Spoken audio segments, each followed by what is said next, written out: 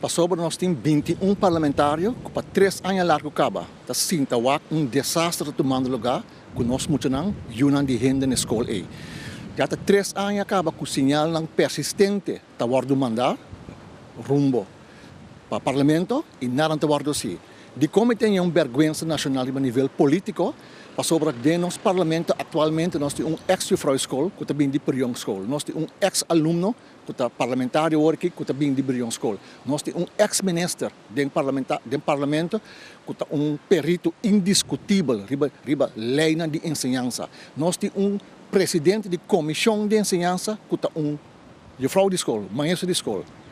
Nós temos inspector de ensinança que tem background pedagógico e acadêmico. Nós temos ministro que tem background pedagógico acadêmico. Que nós temos gente com conhecimento de ensinança, com mestre para compreender o sinal que a escola manda, com o clima pedagógico, o clima de trabalho não está bom.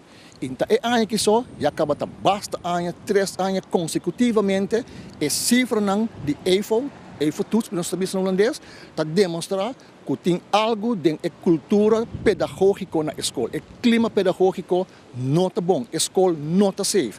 E tem sinal persistente rondou de cabeça de escola que aparentemente não tem uma formação pedagógica ou não tem diploma de uma formação pedagógica. Último biaco tati pergunta na ministra Sali bisa que basari ba sua investigação trucosta ok que cabeça escola. Abel no momento que nós estamos começando a dúvida. Mas dura fora de tempo acaba, pero me diz que quieto, bota respeitar o instituto ministro, para ter sua informação de seu perito não. Pero a mim tem dúvida. Então agora aqui para mais suavemente bisa, nós temos que bisa que a ministra ganha.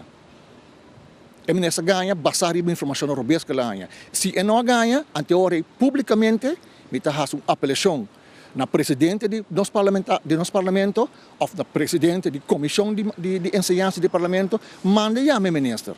Lá que bem que o consejero não, que é file de cabeça de escola aqui, de uma reunião será atrás de porta na costa privada, lá que a ministra mira o diploma não. Se a ministra não mira o diploma não, tem que ter consequência.